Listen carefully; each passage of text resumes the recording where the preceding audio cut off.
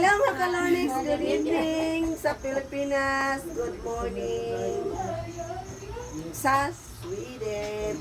Guys, naata karon sa Sumimbang dan Bantayan, Cebu. Sa mga yan. Ang among mga Yan. pariente, mga relatives dari sa Cebu, mga placer.